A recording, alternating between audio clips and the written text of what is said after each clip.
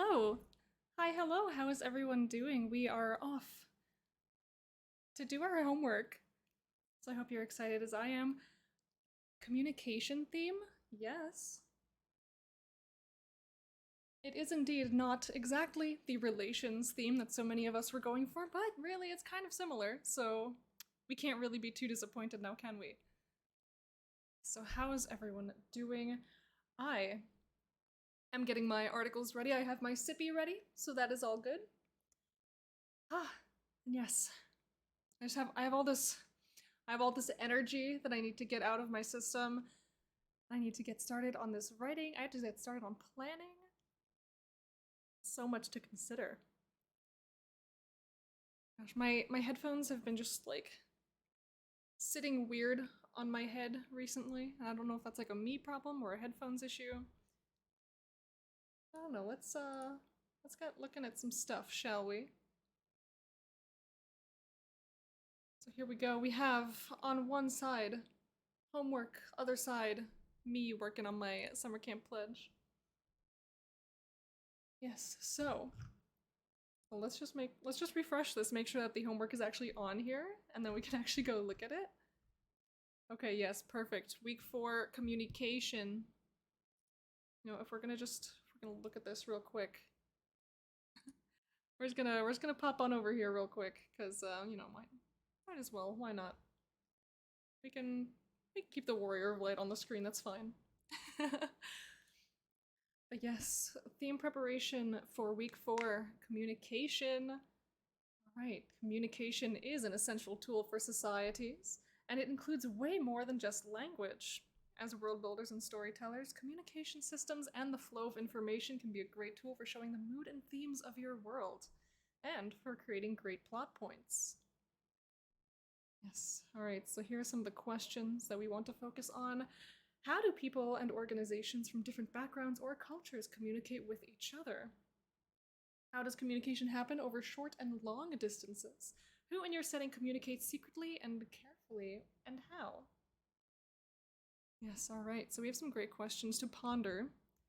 And you know, a lot of these, this is actually a really important theme for me to be considering, because I haven't put a ton of thought into how people communicate over long distances. And in my brain, I'm kind of thinking they kind of don't. Like, there's not really a reliable way for people to communicate across long distances in my world. Though in the history of my world, like ancient history, the people know that there kind of was a way for people to do that, and for people to do that quite easily, actually. So, as part of all of the other themes that we've just talked about over the past few weeks, people are trying to evaluate relics and different powers and different things in the world to identify how people in the past used to live and how they can bring some of that back, some of those topics that just cannot be touched anymore, given the nature of magic and how the world works now.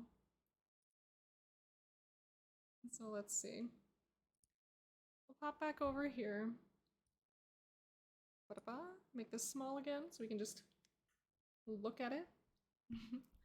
And you know, the extra credit for seasoned worlds this time around, reading through old articles and refreshing your memory, that's something I definitely need to do. And of course, I'm thinking about all the old articles that I could go revisit, maybe rewrite, just recontextualize a little bit.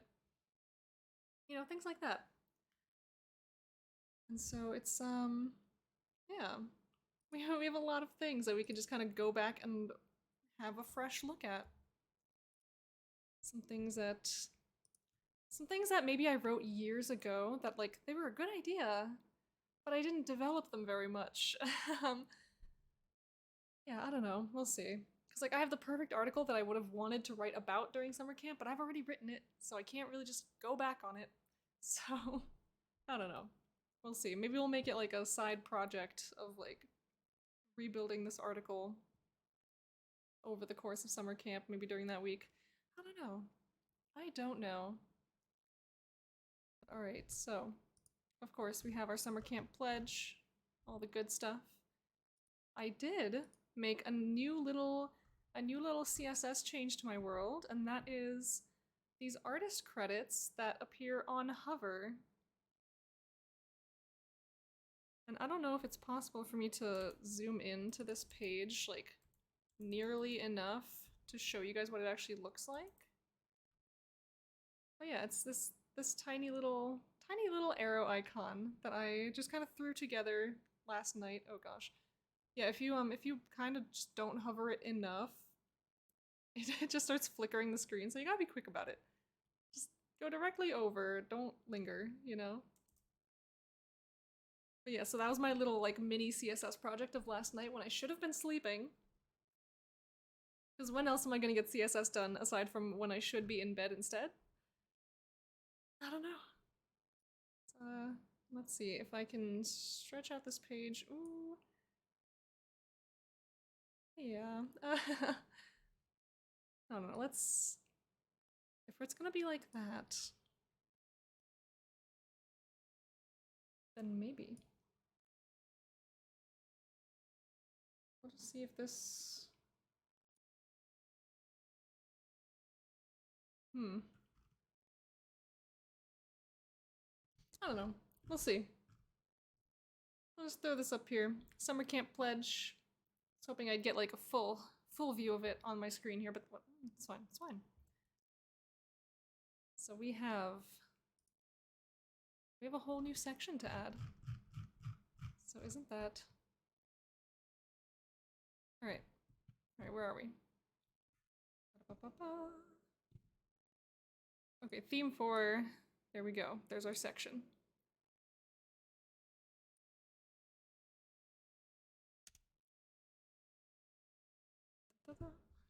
Alright, communication is our theme. And you know what? That also means that we get to go find a new icon. Let's see.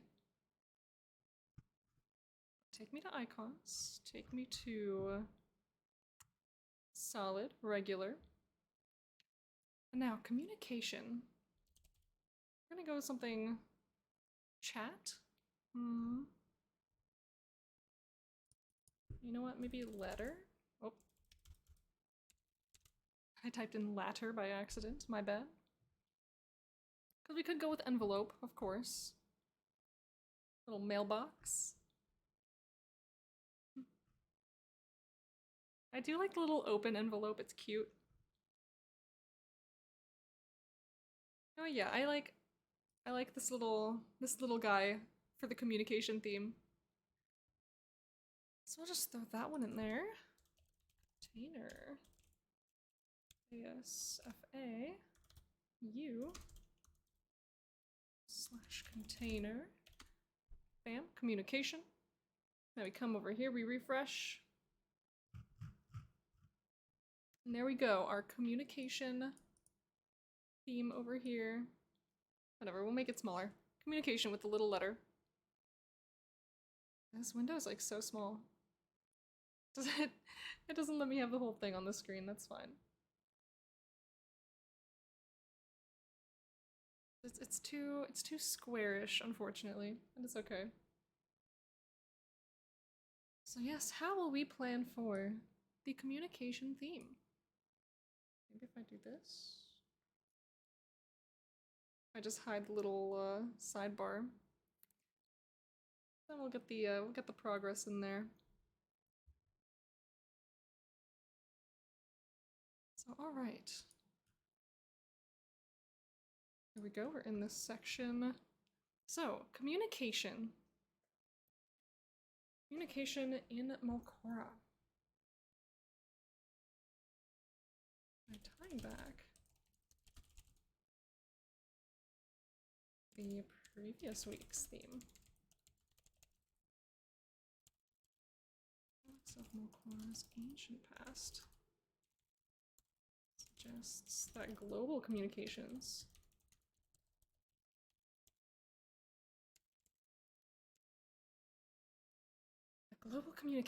were once available to the people. Okay, now in a world that is largely cut off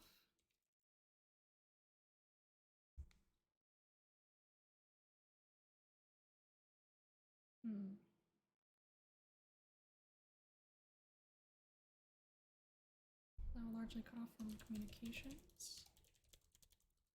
Distant lands.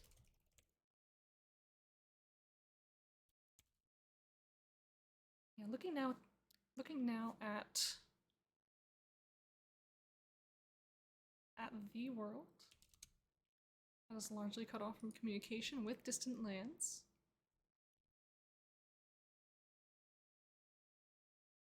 Is great techno, magical, and magical mystery.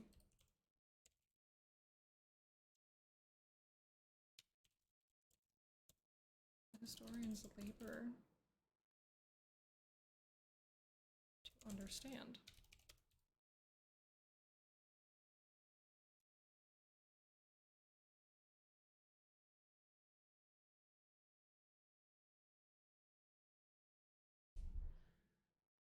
I'm gonna say because so much of Melkora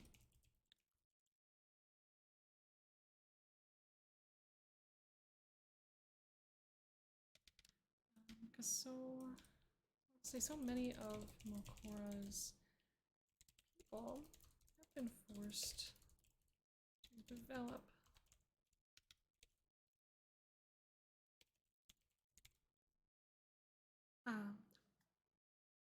because so many people have been forced to develop their communication styles.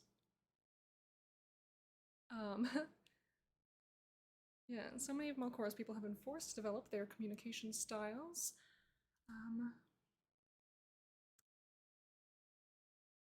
Almost entirely.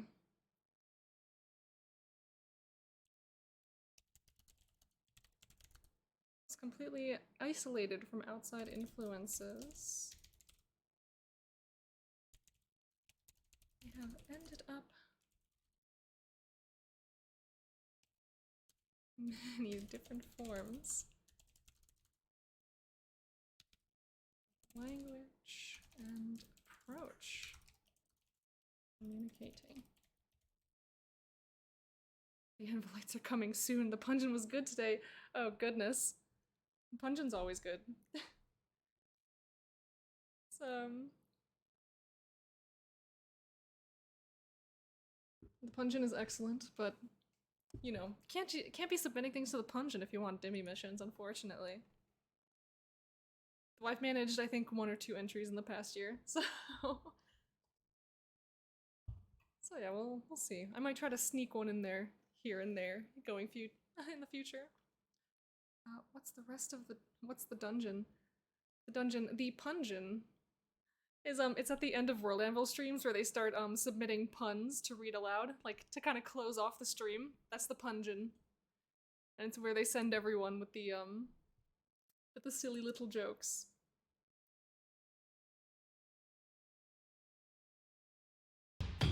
Even my phone was confused. Oh gosh. Oh, WorldAnvil rating with a party of 68.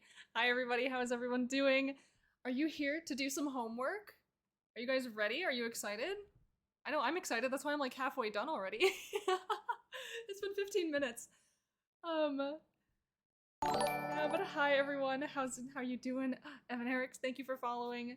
Hi, Kajitan, that mom friend talks, Obi Shaker, Secondhand Samurai, Drunken Panda, you were already here, but hello. Delana, ECC Books, Sail Aranel. Oh goodness, hello everyone. Moonlight Bard. Yeah, it's a lot of people. And Kitoipoi. Oh gosh, I have to greet everyone, of course. To Evan Erics, I wasn't following you. Oh my gosh. Yeah, well you are now, so it's okay. No shame, no shame. Listen, Dimmy was literally on stream just like 10 seconds ago talking about how he didn't follow someone's world that he loves. It happens. I have the same predicament actually. There are a lot of people I know I don't follow, but because I just kind of haven't been, I don't know, I don't pay attention to it sometimes. I click on their articles, I'm like, yes, like, comment, beautiful work, and then I just forget the follow button because, oops. And then I sit there wondering like, gosh, how do so many people have so many notifications and I just don't? Well, it turns out I just don't follow people. And so we're fixing that pretty soon.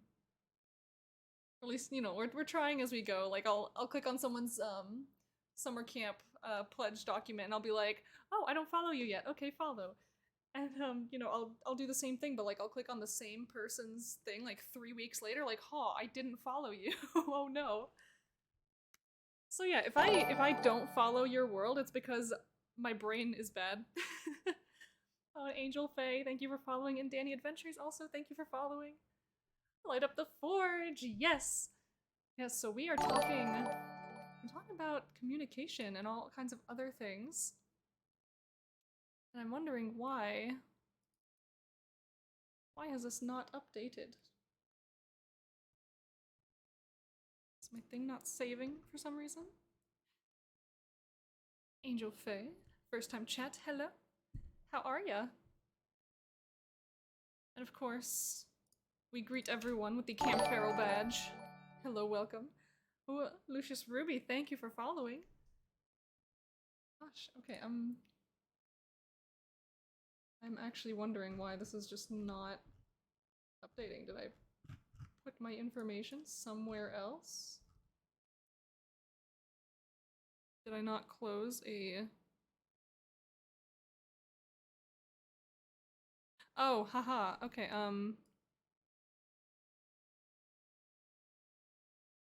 maybe? No, what am I? Sorry, I'm just like...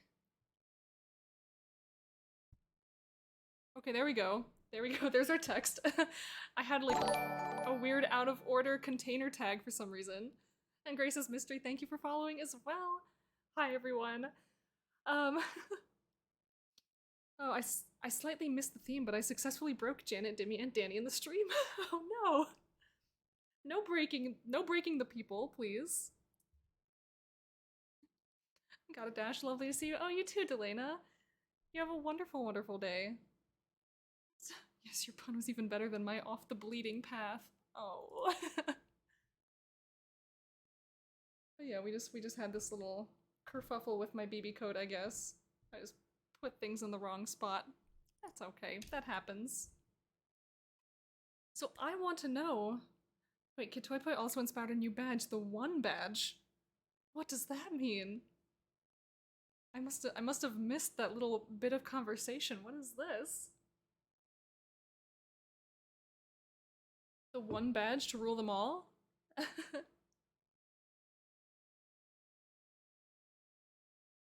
Is that like the One Ring magic card that's everyone's searching for right now?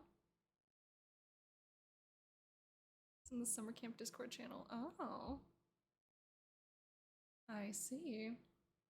So yes, we are talking about communication today and what that could possibly mean in my world, and what it could possibly mean in your worlds. I will be more than happy to listen to everyone's take on this and what goes on and what doesn't in your world. Because I'll be honest with you, communication is not very strong and not very available to people in my world. So the different forms of communication just throughout the different regions is going to vary quite a bit. Just because the people who live there kind of had to develop that on their own.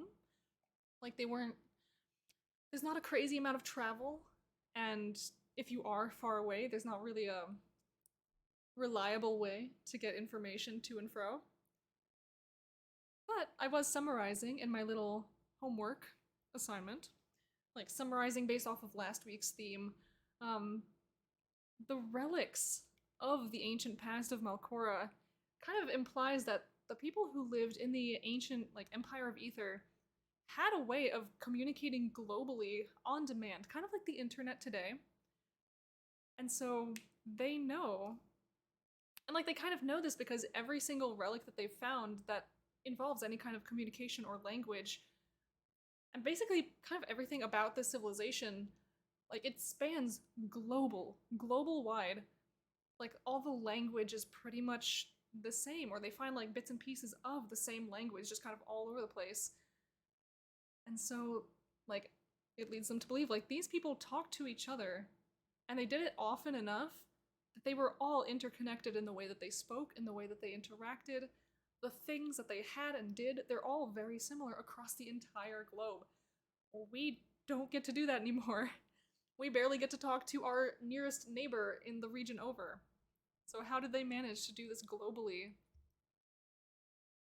And so that's just kind of like the big question floating around Melkora is just like how do we communicate? How do we live the way that the antecedents did? How do we get back to that? Or like, is it possible to get back to that? It's a good question. And I guess maybe the people will see. It'd be really fun to explore that like idea, I think, over the course of summer camp. Because yeah, like straight up, like it is just very difficult to travel and communicate with other people who don't live like in your vicinity, pretty much. So like if you live in the same region as someone, yeah, you could probably get some like couriers to deliver mail, you know, like things like that, normal things. Maybe there are ways to send messages to each other through other means. Maybe there are some like naturally formed magical networks through which you can send messages out to another side. But these things will not be widespread. And so they will all be different just throughout the world. So even if in one part of the world they do something a certain way, so like, you know, they do have like a magical stream through which they can send information, that might not be available in every part of the world. You know, it depends on what the lands are like and what the magic is like, and just how things have evolved up to that point in that specific region. So I'm eager, very much eager to see how that goes and what I can come up with. Like it's all kind of a big mystery to me. I know I've been working on my world for a very long time, but there are so many things I've just never stopped to develop. And this is one of them. It's like communication. How do people talk to each other? How do people know about each other? Do they know about each other? A lot of great questions to answer and consider. Excited and nervous about making a language. Yeah, making a whole language is an extreme undertaking. There's a lot to do, there's a lot to understand, there's a lot of research that goes into it. But of course you could also just throw something together and then like revise it as you go. And I think that's the easier way to go about it, kind of. Um yeah, I mean like there are ways to have like vocab and stuff generated for you. Um but I know a lot of conlangers who are just like, I'm making this all myself from scratch. And I respect it. So yeah, there's a lot to it. I'm very stoked to figure out ways my world communicates, because communication is immensely important to the primary culture. Heck yes. Linguistics is a deep rabbit hole, but Vulgarlang made it easy when I did this all last week. Yes, absolutely. Like again, there are resources just like Vulgarlang. I think I've used it before, maybe like a little bit here and there. Yeah, it's really great for just coming up with languages and ideas for things like that. And yeah, it might be something I explore myself as well if there actually is a language prompt. um, ooh, this is now going to take me back to, let's see if I still have this article. Aha. This article here, Gold Rune. Let's see, it was indeed for World Building Summer Camp 2020. Write about a secret code or cipher in your world, who uses it and for what purpose. So they have indeed done a language prompt before. So they could do it again. And during Summer Camp 2020, I wrote about a language called Gold Rune.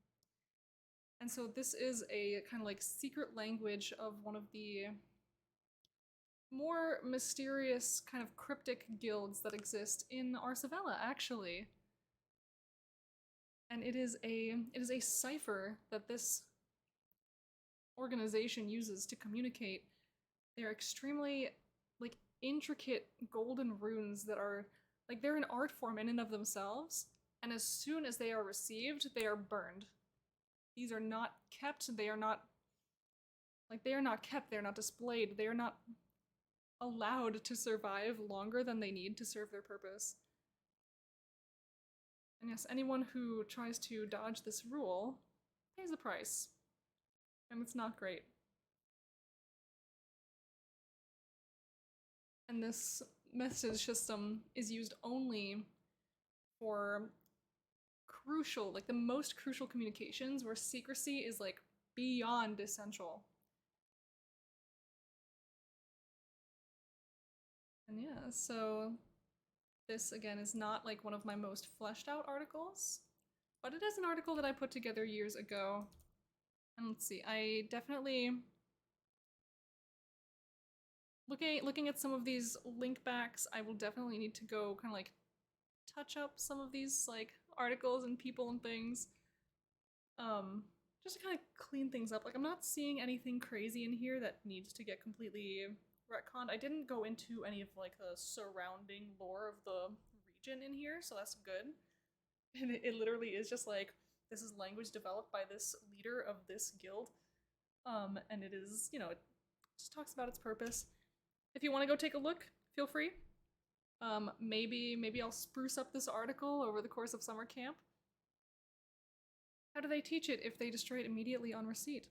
That is a good question, and one that I will need to develop. So yeah, this is I have to imagine that the guilds will have specific rankings, and the highest ranking people will be the ones sending these out. Well, yeah. Yeah, I didn't say it was a perfect system. I didn't say it was fully developed, but it is there, and this is how it works. But yeah, this is something I imagine only the highest ranking people in the guild would really know how to do. And it would require a lot of it would require a very like sharp mind on both ends to understand like what these things mean and what each like artistic decision of each stroke is meant to represent. And so it's intentionally meant to be like, if you don't know how to do this, you have no idea what you're looking at. But if you do know what you're doing, then you can say so much that no one else will be able to read. But yeah, then them burning it like this is to ensure like that it remains A, a secret, and B, that no one can start to recreate them because they have references to look at. So yeah. Interesting idea. Bet there would be interesting stories. I would hope so. I would love to come up with ways to write this into actual story sometime. I would love to come up with a way for me to actually make one myself. You know, like that would be an awesome project if I could just find a way to develop something of my own, like a coded message or something in Goldrune. A story. Mm-hmm. Maybe. Maybe indeed. But yes, they are a blended mix of imagery and language, often customized based on who is meant to receive the image or the message. It plays on subtext that only the desired recipient may begin to understand, and the art cannot be mastered except by someone with an impossibly large store of informations and connections which have been studied and understood. So that is, he meant a message. I mean, yeah. I mean, I'd love to write stories about this in use, is kind of like what I was going for. But yeah, the actual runes would indeed be messages themselves. Yeah. So this is like a fleeting form of communication, rarely observed, serves a distinct purpose, and is not allowed to kind of like become a thing outside of its, you know, intended purpose and intended people. And so that is going to be something that I think I will try. Something that I will try to revisit and maybe kind of develop some things around, maybe. More than anything, I would love to develop some more of Umber Gold. Awesome article header. Pick of message that fades out.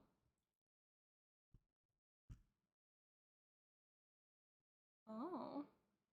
Well, that's just my default header for everything, so. In your article, yeah, this is just my normal world header. It's on every page. But you know, it could be something similar to this, at least in some parts. The one badge to rule them all. Oh boy.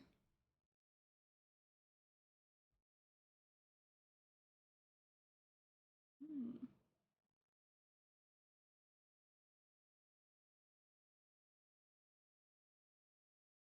That is quite the lofty goal. I don't think anyone can ever truly claim that badge, to be fair. I can never have it. Yeah. There's some things that you create in this life and you know you'll never have it, but it's there. It's out there. Yeah. So yes, the Umber Gold is the guild that primarily uses this like little language here. Um, but yeah, it is an organization that primarily operates underground in the shadows. It's one of those like secret intelligence information network types of guilds. And so yeah, I don't have a lot of information around it. But we'll see. Maybe I can make some of it happen. I want to see if I have any information at all on the leader. Oh, I do. Is this article private? No, it's public. Okay. Yeah, and so Aaron Matista is the person who leads this organization. So we're gonna have to see how we can write more about this person.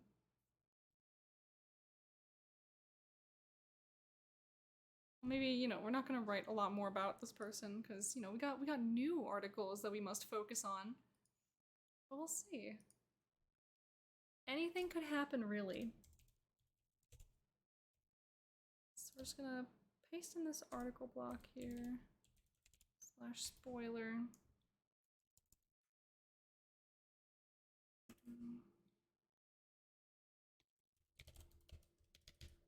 We'll title spoiler old concepts to build on. Yeah, old concepts to build upon. Let's see, we need a little tiny header.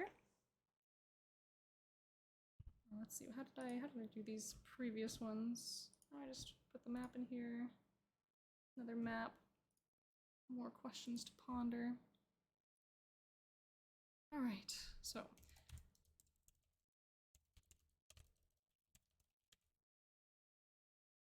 as soon as the communication theme dropped, I thought of a very particular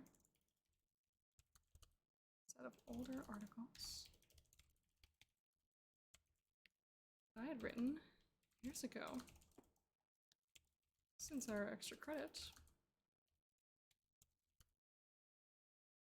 is to have a look at our older work, I thought this would be the perfect place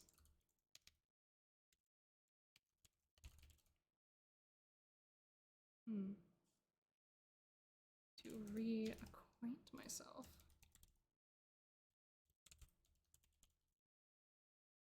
in the organization.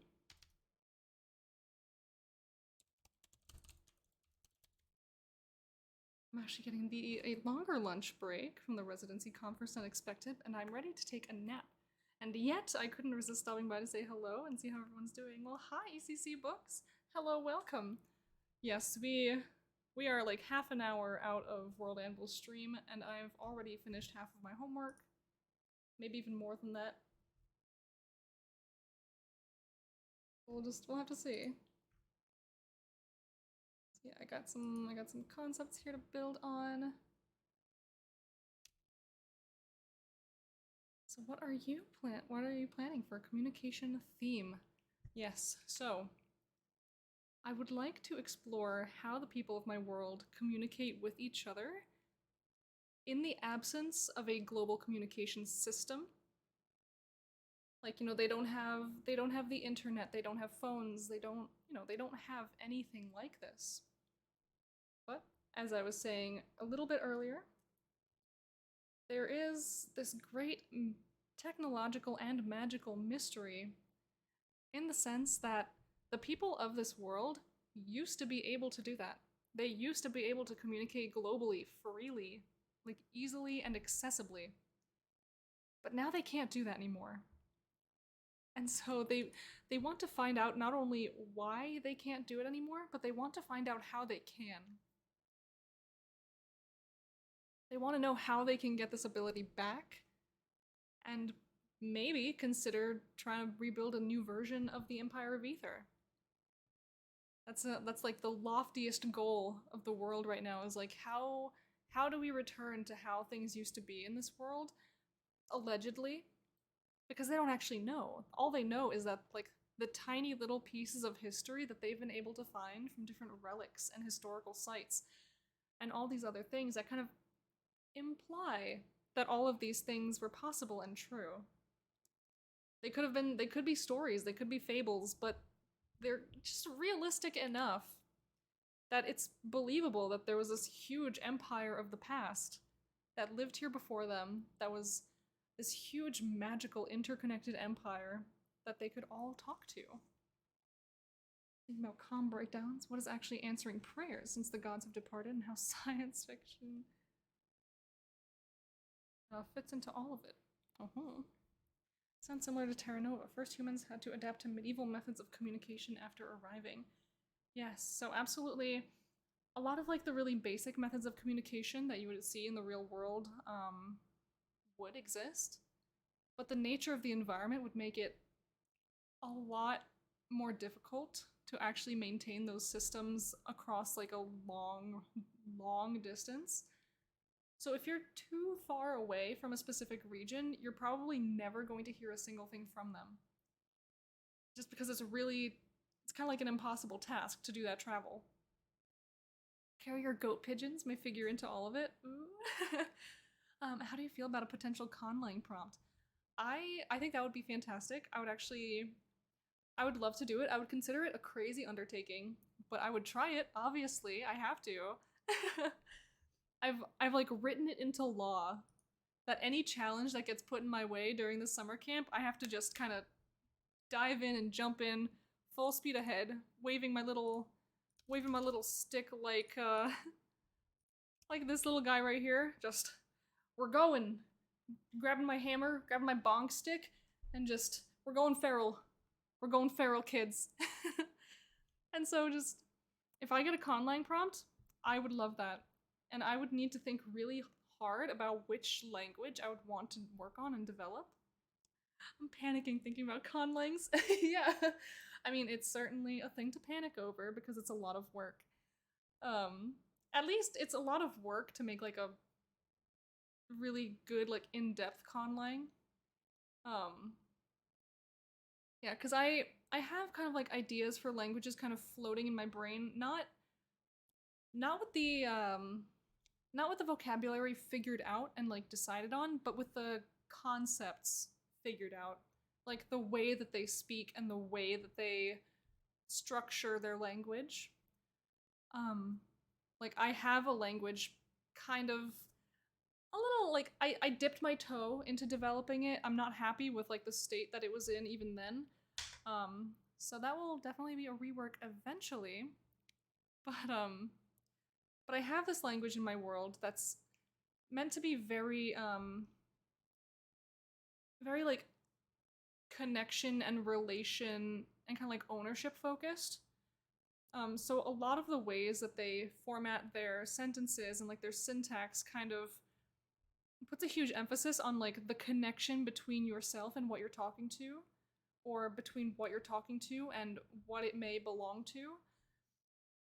You know what I mean? So if something belongs to another person, like there are very specific like nouns and pronouns that you would kind of use to describe that relationship without kind of saying a whole lot about it, because it's very important in that language to identify what something belongs to and what it's related to. And so that's a concept that like I've been kind of muddling around in my brain, and I need to figure out how do I want to put this into actual word, into actual vocabulary. Linguistics are complicated. Yes. They are so complicated, but I love them. I'm like obsessed with them. Like it's the reason that you can find me jumping between like kind of like starting to study so many different languages because I'm like, oh, this language is so cool. I want to learn more about it.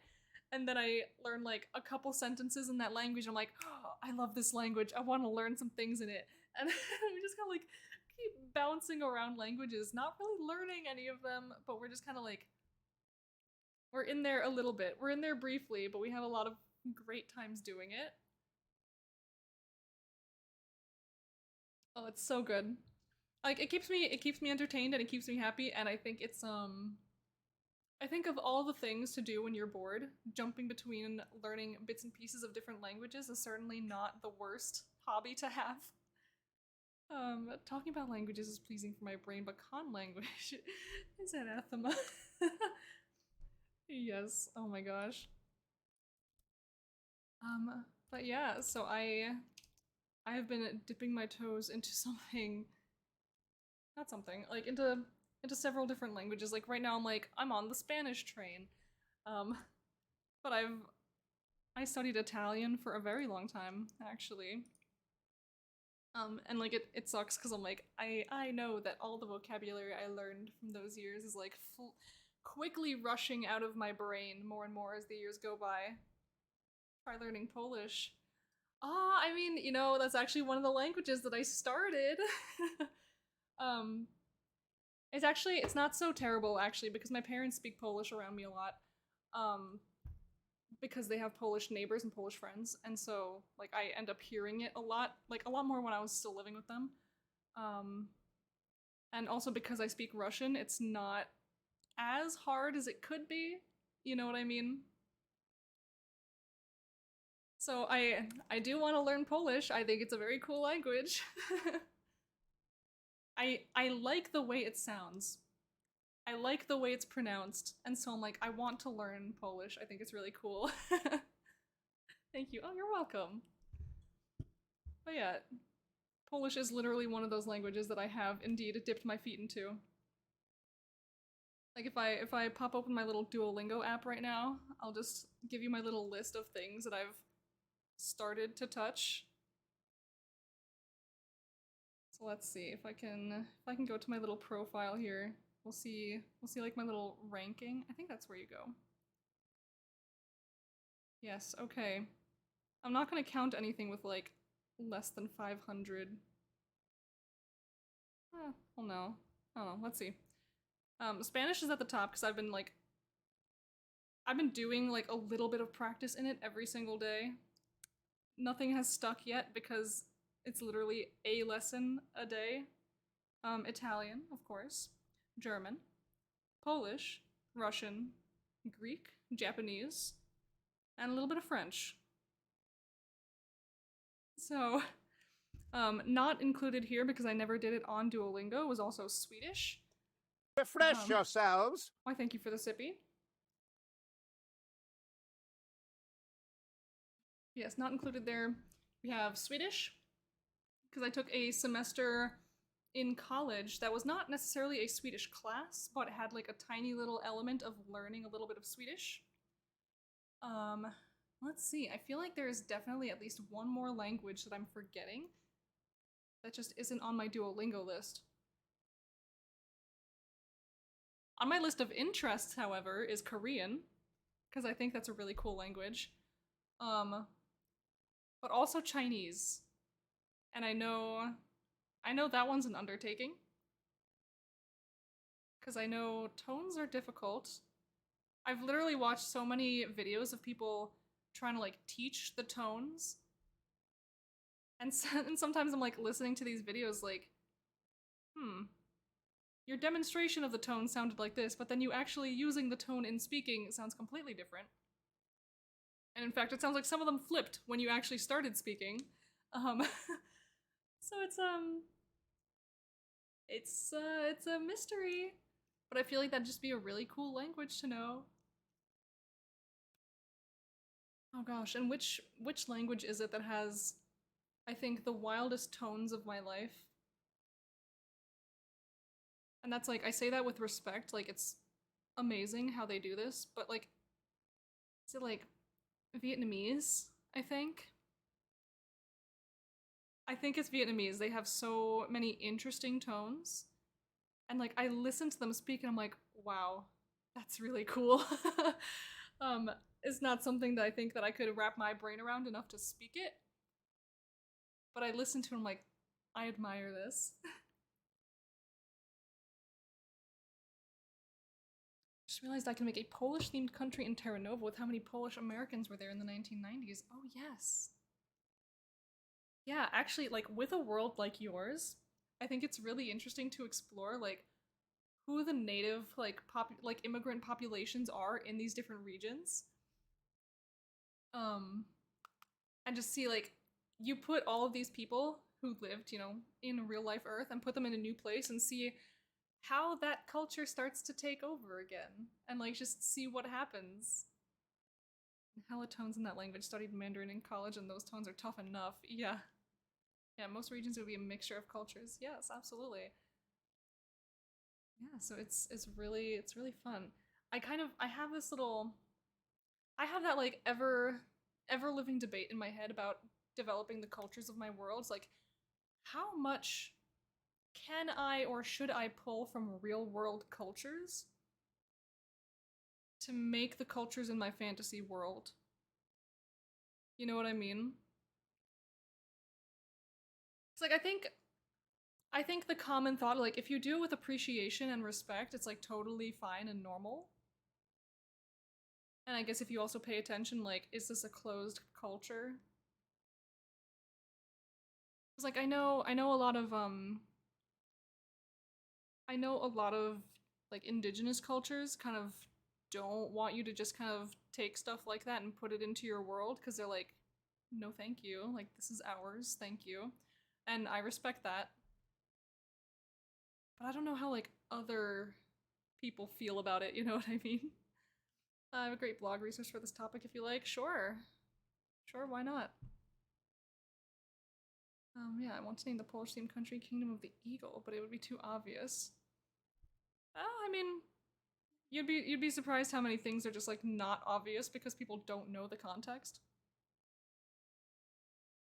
Um, but yeah, I I think it's a really cool idea and a really cool thing for you to do to just like look at the actual like state of the world at that time and be like, yeah, there were a lot of this culture in here, so it makes sense that they would carry this to their new world. Okay, Toy Point had a good stream on that a while back. It's definitely a thing you can dig yourself into a hole. Yeah.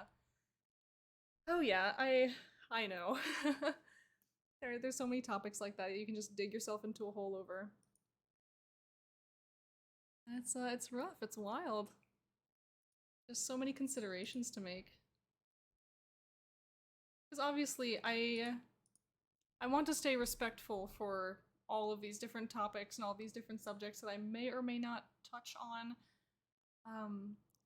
Because like I'm kind of trying to get into that space of like I want to kind of make the cultures in my world like kind of like up in my own head, but I feel like it's impossible to just completely divorce yourself from like the things that you've seen before, the things that do exist in the real world, and the inspirations that you take from them. So I don't want to just accidentally start grabbing things that I know I've seen in other cultures and then like maybe not credit it or something because I just wasn't thinking about it, you know what I mean? um So yeah, part of me is like, do I specifically try and go and research other cultures to see what they do and how they work, or I don't know. Let's see. Tumblr blog called Writing with Color. It's run by writers of colors and talks frankly about how to talk about skin tone, how to deal with mapping cultures, etc., etc. It's written for people who look like us, who want to be more inclusive in our writing, whether in realism or fantasy, steers us away from tropes like magical POC, etc. Yes, absolutely. Like that is something I'm distinctly like not fucking with in my world. Like the whole like magical POC thing. Like you can be from anywhere in my world and kind of like resemble any real life ethnicity, you know what I mean? So like that's just not a thing. Like all the cultures and like kind of like ethnicities in my world are basically like you are this type of magical thing. And so that is just well, like, what flavor of human are you, not what color of human are you, is essentially how the ethnicities are working in Malcora. I don't know, if people are gonna put themselves into my world, into different like corners of it, I want them to be able to see themselves in it.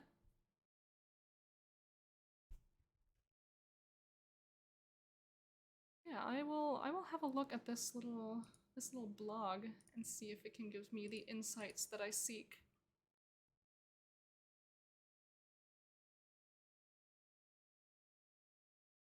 It you. Like using other cultures in your world building. Yeah. I kind of auto-filled that in my brain. I hope that's what it actually says. Oh, using other cultures in world building. Yay! Okay, cool. My brain auto-filled that correctly. We love it. TLDR is think about why people look the way they look like, i.e. on Earth, black folk historically come from closer to the equator, whether in South Asia or North Africa. Congrats, this was a takeover I did for WorldAnvil last year. Heck yes. Yeah, I did my WorldAnvil takeover stream a while ago, and I was like, I didn't really go into it with like a proper topic to talk about, and I would have really liked to have done that instead. Um, you know, like I kind of went over the origins of my own world building project, and I think, you know, that's not a bad topic to talk about. It's cool to see where people like get their start from. And in fact, like I would love to know more about different members of the community and like where they started, what their first project was, like how they got into this thing. And that's basically the topic of my takeover stream. It's just like, I started with this project and it has put me here. In fact, I don't know, I do indeed have the book. This is where we've begun our world building journey. Let me just open up to a random page that I think is good for this. I like looking through this project. The nature of how time has been flowing since, like, you know, the pandemic and everything, this project still feels incredibly recent to me, even though it was done 4 years ago. But yeah, so we have like my first discussions on what the gods in my world are. And so we have like holy symbols, illustrations. It's like a full art book based on characters that were in one of my first like long-running D&D campaigns. Let me open up to my character. Oh, my book. Yes. So here's my character in this campaign that we had. Just I don't know. I'm literally showing you things. I should probably turn on my big screen. Hi everyone. Is this your book? Congrats. Yeah, this was the book that I published in as part of my senior thesis project, like my honors thesis in college. And so is The Art of the Calamity, Character Design and World Building by almost hit myself with that by Paulina Artive, that is me. Oh, I aspire to have a book of my world in my hands. Heck yes. Like I cannot tell you how amazing it was on mail day when I ordered these books. Like I didn't like publish this book on like any official capacity. This literally was like an art project. Like I made this when I had no idea how publishing anything worked. And so like it exists on the internet maybe somewhere, but you can't like buy it. You can buy the PDF off of my Gumroad, but you know, it is what it is. But yeah, so this entire thing was all about this long-running D&D campaign that we had. And essentially what I did was I started world building my setting around what our Dungeons and Dragons characters were and how the concepts of these characters would translate into my world setting. So, you know, all these different characters had like different gods and different allegiances and different, you know, like races and classes and all that kind of stuff. It's like, what would that look like in Melkora instead? You know, if you took them out of the 5e canon, how would it look in my personal world? And Terrible Novelist, thank you for following. Hi, how are you? Yeah, and so in here is like my artist statement, everyone that I played with. We have a little, like, picture of our D&D table. Little edited, but yes. It's very fun. And so this is like, this was my favorite project, it still is my favorite project. And it is a project that I hope to kind of like, not recreate, but like, do another thing. Oh, terrible novelist rating it with a party of 13. Hi everyone, how are you? Welcome, welcome. Let me introduce myself. I assume you're all new people who don't know who I am. My name is Strixline. I am an artist, writer, world builder, and right now we're talking about where I got started in my world building process. Oh, Sailing Ocelot, thank you for following. Hello. And so yes, hello raiders, we are talking about world building and writing today. And the origins of our worlds. Well, kind of. The main theme here for today is summer camp homework. And so if you don't know what summer camp is, I will show you.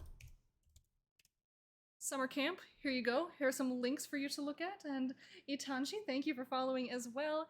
Yes, if you don't know what WorldAnvil is or what summer camp is, I think summer camp event is the perfect time to introduce you to what that is. You are welcome to come check that out. Itanchi, first time chatter, hello, welcome. Yeah, and so this project, my favorite, still my favorite. Again, like I said, with the process of like, with the flow of time for the past 4 years, it still feels like I made this last year. And so sometimes I will indeed talk about this project, like, oh, this project that I did kind of recently. No, it's been 4 years. But yes, here was our party. This was actually a little illustration done by the player of this paladin right here. And this is like my little take on it later on, kind of like, you know, a little more drawn in, fleshed out the characters a little tiny bit more. And so yeah, this is just a lot of fun. It's during my stream takeover for WorldAnvil, I talked about kind of like the process of building a world from like a character focus, like a character oriented standpoint. And so if you have people in your stories, they can reflect a lot of what your world is and what it, you know, what it means and what it becomes, just based on their preferences, the things that they like, the things that they know. You know, I think one of the examples I use is like, what is your character's favorite thing to eat? Like, how do you source those ingredients? Are they easy to get? Or where do these things come from? How is this like a local cuisine? Is this like regularly seen as something that people love to eat? You know, like even the tiny little details, you can carry them far. And like, oh, now you've started writing entire articles about the local cuisine of a region. Yeah, good point. Small question with big answers. Yes, absolutely. Waffles. It's always waffles. Very good. What do you make the waffles with in your world? Do people like eating them with certain types of berries? Is there a special like fancy fruit syrup that people like to make? Could be a locally grown plant or fruit. Indeed. Could be something locally grown. Maybe they like something that's imported. And if that's the case, where is it imported from? What is this imported item? Why do people pay so much to have it imported? Maybe there's something similar that grows locally. But because it's from over there, maybe it has a little bit more prestige? Who knows? Nino, I'm home. How's it going? New themes revealed? Yes, Refresh new theme has been yourselves. revealed. Oh, and thank you for the sip.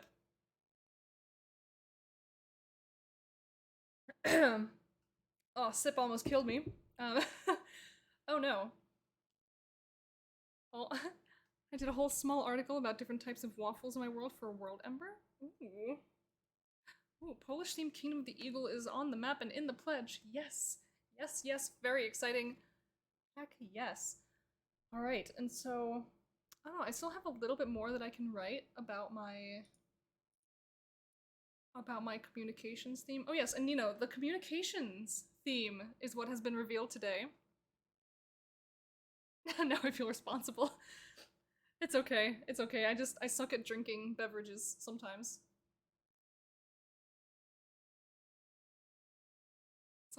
Something I should get checked out maybe. But it's okay. But yeah, our final theme for summer camp. communication. How do people talk to each other? How does word get around? How does information get passed around? Who does it? Who does it loud and proud? Who does it secret and in the shadows? There are a lot of ways for us to approach this. Anyone nervous about this theme like me? I wouldn't say I'm nervous, but I am a little anxious to see what I might choose to cover during all of this. Because there's, like, it's kind of a lot, right? Like, there's so much to consider. And, you know, it's themes like this that are the reason why I'm like, I'm going to try to keep my world building this month to, like, one particular region of my world. And anything that bleeds out will bleed out, sure. That's okay with me.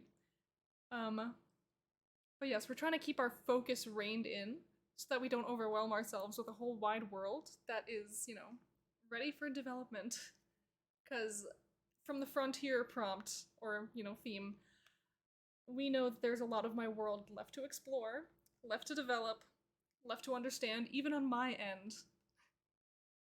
So, how common were text messages in the 1990s? Need to know how much shock would first humans in Terra Nova have? You know, I have no idea. I'm a little bit too young to comment on the 90s in particular, as I was born in them. I got my little, like, flip phone in the 2000s or something. And that was it. And even then it was like, you know, don't text people too much because it's expensive. Yeah, pages and Palm Pilots. Also, touchscreens are alarmingly ancient if you count ATM machines and stuff. Yeah. Yeah, I guess touchscreen technology has been a thing for longer than we might think. I guess just not as easily accessible to the average consumer.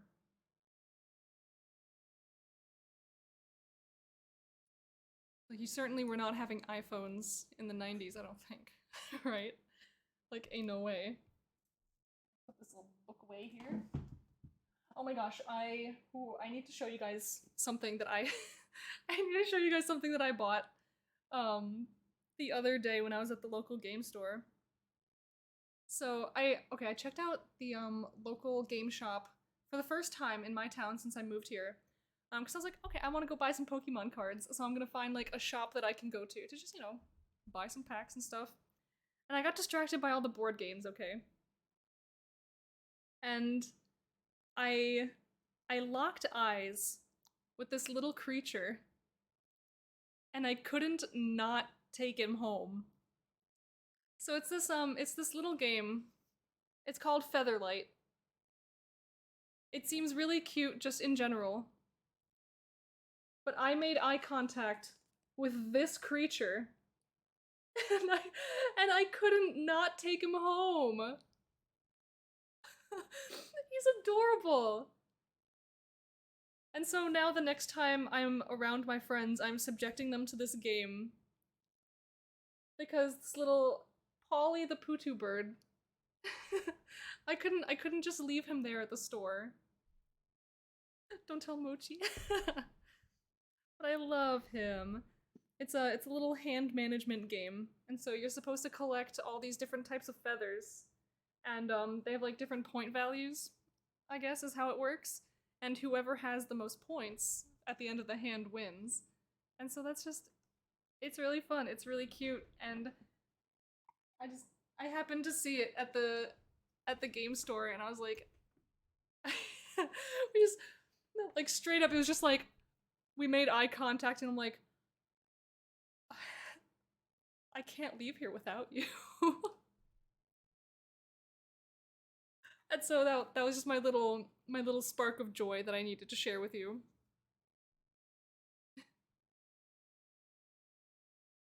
Oh, but let's see, what else have we been talking to here about here?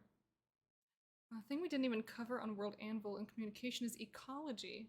Like how different animals communicate a predator is nearby, or how bright colors mean I'm poisonous in some species and I'm attractive in others. Oh my gosh, Drunken Panda, you are amazing. I didn't even think about that either. But yes, how does nature communicate with like itself and other species? How does nature communicate with us? I actually have a region in my world where that is something really important. So how does nature communicate with the people who live there? And how do people communicate with the nature that they live with? That is such a good topic to cover. And ooh, we'll see. Because hormone bees emit when they sense danger smells like bananas. So if you smell like bananas, you're more likely to get stung. Oh no, I'm not bringing bananas to picnics anymore.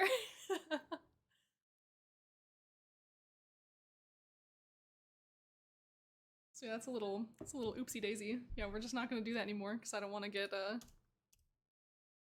stung by the bees. But see, I like the bees, so I don't mind if they come say hi because they think I'm a little flower or something. But if they're coming to like sting me, probably not for the best. Yeah. And blackberries were all over the business world in 98, 99, 2000. Never really hit it big mainstream because they were expensive. It wasn't until Droid came out in opposition to Apple that handheld communication became affordable and therefore ubiquitous. Yeah. It's full adult at the time. Yeah, people had cell phones in the 90s. Wealthy people had car phones in the 80s. Pretty sick. Don't know if this came up during stream or here, but one thing I immediately would think about is misunderstandings. Oh my gosh, yes, absolutely.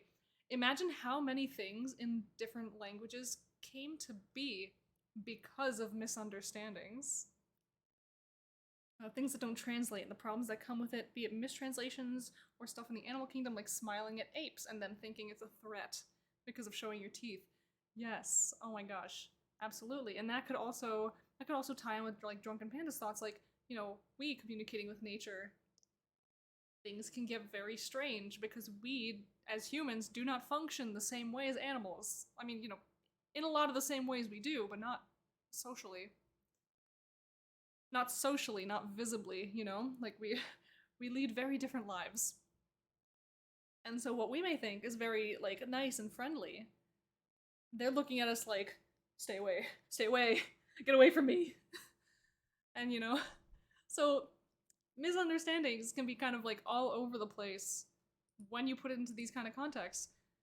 And yeah, like misunderstandings even well, speak for yourself. Yeah, but yeah, misunderstandings between people have probably influenced a lot of different weird quirks in language in like everyday discussion. Like I feel like a lot of slang terms might originate from people misunderstanding each other and then just it becoming a thing. Like people just like say something and they're like, "Huh, that's a little weird." But then they also start saying that thing because they're like, "Haha, I kind of get it though." And yeah, so there are so many different avenues to approach like communication and miscommunication and like attempting to learn how to communicate and the way people teach each other to communicate. Look up colloquial terms for when it rains and when the sun's out. Absolutely wild options. Yeah, I only recently looked up what the heck my kid and nephew meant by bet. Yeah, yeah, it's a common one. Yeah, it totally is a thing. Languages of neighbors borrow stuff all the time. Yes, precisely. And so you'll just start saying some stuff, and the person who doesn't understand you, they're like, that means probably something similar to this thing that I think it means. Maybe, probably. And so they just start saying it that way. For example, Southern Germany borrows so much translation from French, for example. And nonverbal communication covers so much. Yes. Write about body language. Write about the maybe two different cultures that interact with each other from time to time that have two completely different versions of what they consider to be normal body language. So maybe one of these cultures, like, they talk to each other in a way that they think they're being like super friendly and welcoming and really cool. And like, really cool, really chill, I mean. But then they talk to someone from this other culture and they feel really put off. They feel really uncomfortable. They're like, why is this person why is this person, treating me like this? Like um like how in a lot of languages there are honorifics and like formal versions of speech. Like you can know a language fluently, but if you never got taught like the formal forms of things, you might go talk to someone and they will think that you are being completely disrespectful because you are not addressing them the way that you should be in that society. Like, I think Korean is the one that does this maybe the most, where there's like very, very formal versions of basically anything that you can say. And so I think like you can say like annyeong to greet someone, like annyeonghaseyo is like I think I don't know Korean, so I think that's correct. But like they have different ways to end their words and their statements to say like I am using a respectful formal tone to speak with you right now. And like Japanese also, yeah, I also know Japanese does that as well. Um but like we kind of do something similar in any language really, where we kind of like have this kind of code switching going on, where like you probably don't talk to your boss the same way you talk to your homie of 10 years, you know what I mean? So we kind of understand like the way that we're supposed to talk to people. It's just that different languages sometimes have like actual like vocabulary to reflect that as well. Like different grammatical structures that further push this idea. And so if you have conlangs in your world, maybe explore how people communicate to each other that they see and understand rank. That they see and understand like the hierarchy of the civilization and settlement that they live in. Like maybe you can make it a point to say like this person does not speak that way. So what does that tell you about them? Does it tell you that they don't know as much about the language? Does it tell you that they see the hierarchy but ignore it? So there's a lot of fun stuff to play with, I think, when it comes to these little nuances of language.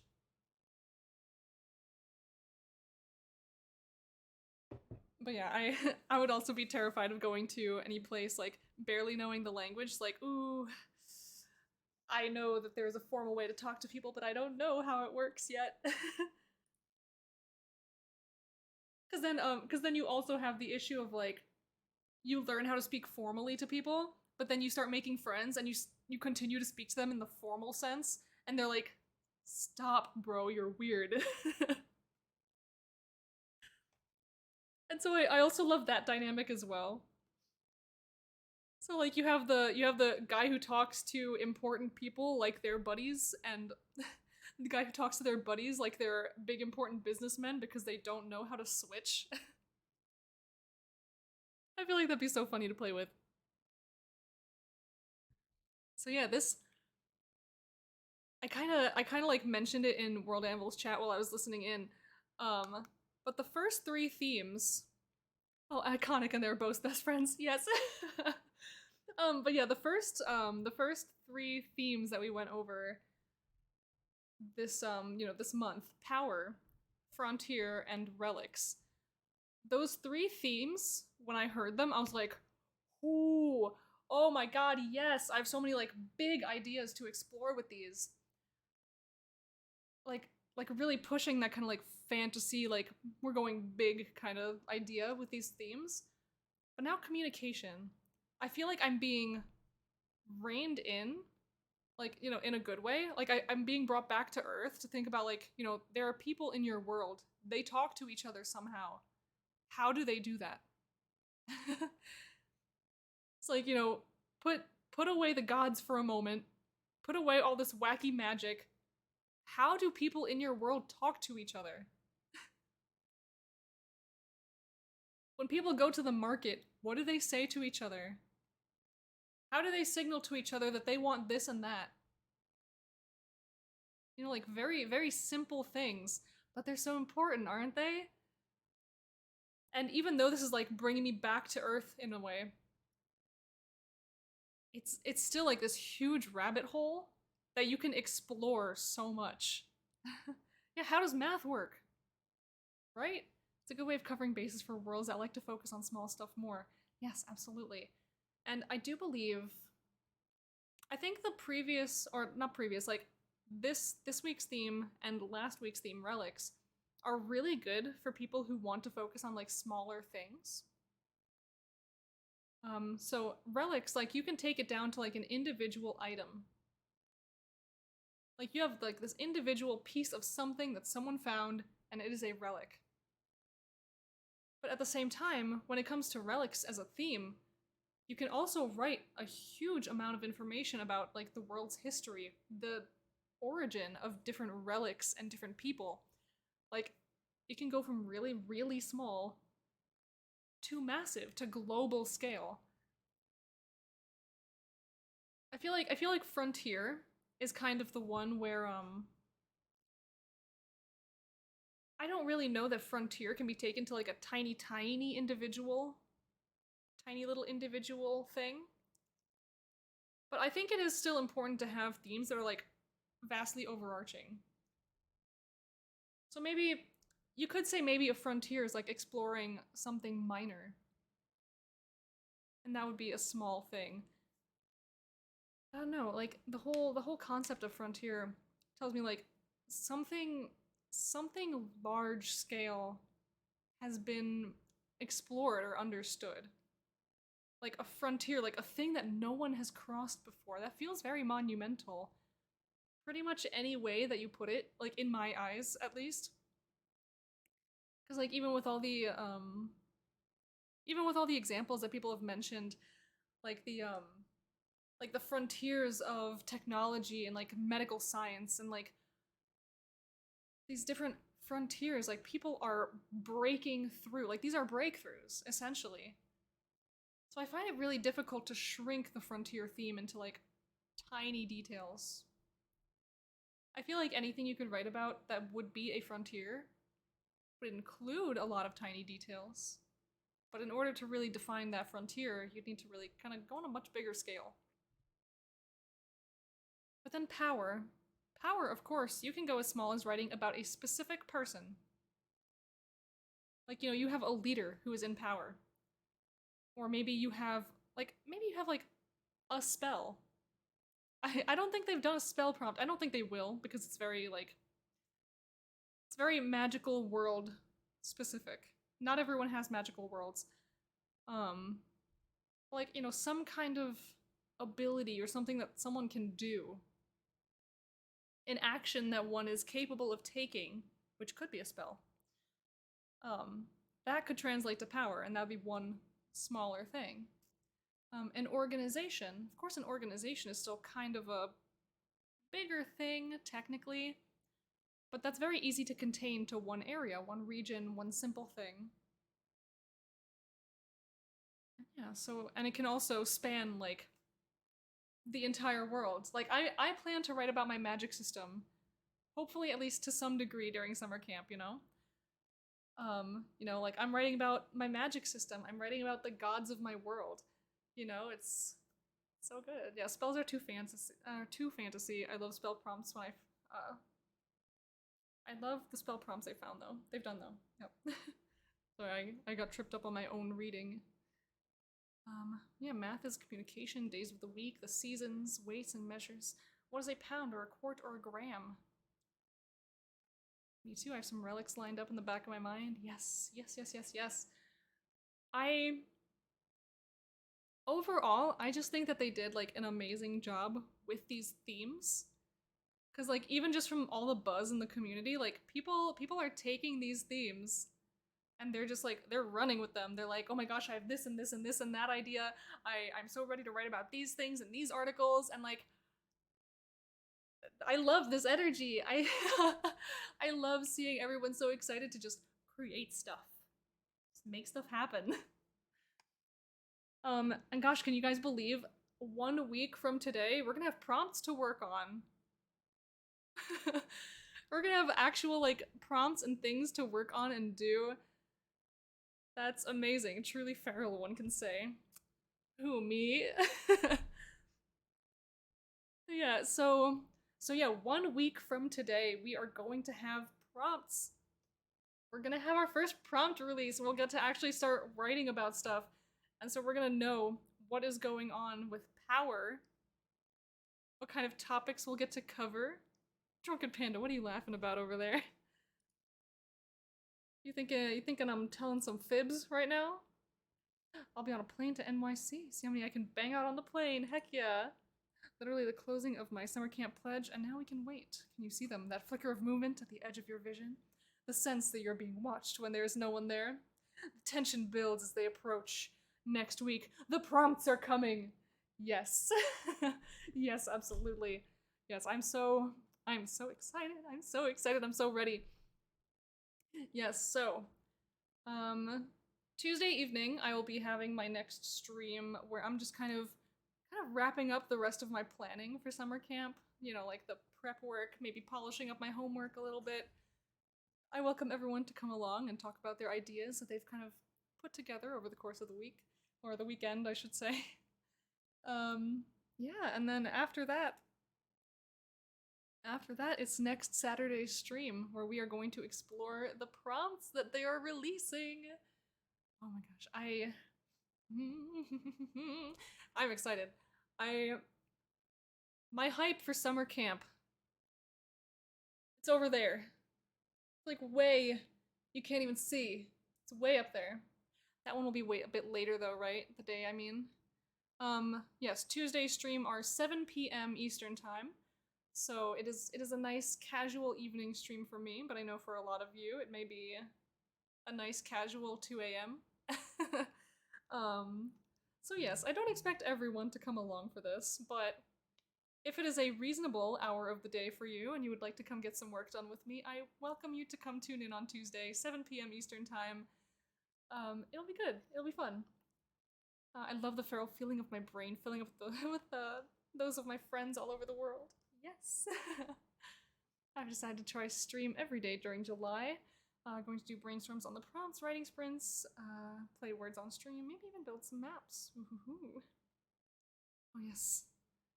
Yes, when the prompts start rolling in, people start submitting things. Ooh, I will say, because I have everyone here, during the month of July, I will be doing Friday streams. The time is to be determined still, but on Fridays, I will be doing article reads from members of the community. And so, any article that you write, finish, and submit to the prompts for that week, I welcome you to send them to me. And I will, I'll probably try to keep it to one per person, but you're welcome to send those to me once you finish writing them. Submit them, they must be submitted. That is important. They must be a summer camp article. You're welcome to send those to me. I will do Friday article reads, and it'll be a great time. I might try to do something similar to when I was sponsoring WorldAnvil, the conditions prompt. I might try to do some sketches here and there of different little bits and pieces of people's articles. I don't know yet, but I will definitely be doing reads. I appreciate people who do article reads so much. I will have fun when the prompts start rolling in. Yes. Yeah, so I definitely need to figure out my schedule for Fridays as soon as possible. There are going to be certain weekends during July that I will not be able to be on stream. Ooh, we've obtained a cryptid. Yes, good. Yes. Okay. So the final 2 weeks of July, I believe. So Saturday the 22nd, Saturday the 29th, I will not be able to stream. Saturday and Sunday. But I do believe I will still be able to do the Fridays. So, I'll be sure to put the character you played in the one-shot into the prompts for you to read. Yay! Oh, I'm so excited. I love that little character, and I had a blast playing her, so... But yeah, so Saturday, Sunday, last 2 weeks of July, I will not be available to stream, unfortunately, but I will try to keep the Fridays up. So we will be doing some article reads. Maybe depending on how that goes, I might try to do my little, do some writing, do some prompting on the Fridays. Maybe, have a little longer session, longer stream.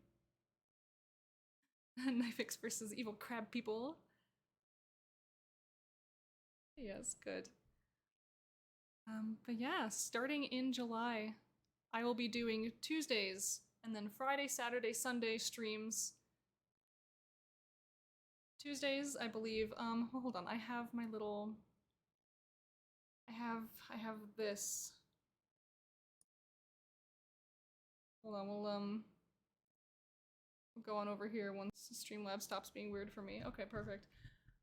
Yeah. So I have my little streaming ideas, streaming schedule.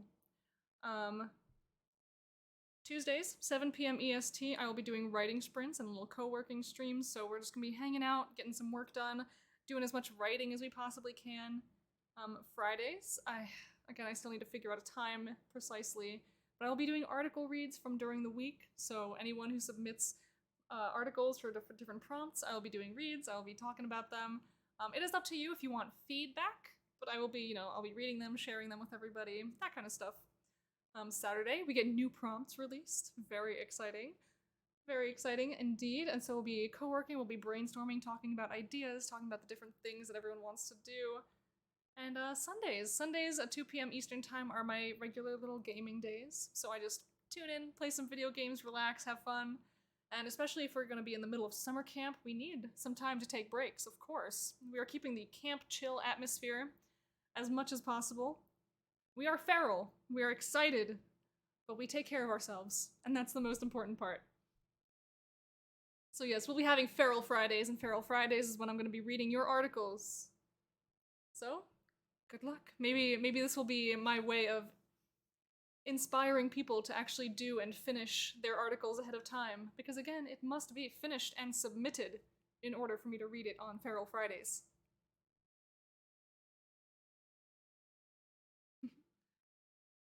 So yeah, we'll see how that all goes. We'll see what kind of progress we can make. And yeah, maybe we'll go back to maybe we'll go back to actually finishing up some of this homework, maybe. Cuz I want to fill it out a tiny little bit more. Refresh yourselves. Mirror Cosmo, thank you. Thank you for the sippy. Feral Friday, so perfect. Yes, of course. Listen, I cannot be, as we have coined in the Grandmaster chat, I cannot be the feral sovereign if I do not encourage feral behavior. And so Feral Fridays are indeed when we will be at our feral best. So yes, Camp Feral for everyone. I should make a command for my stream that's Camp Feral. So people can actually type in the little command and then know what we're talking about. Yeah, it's well,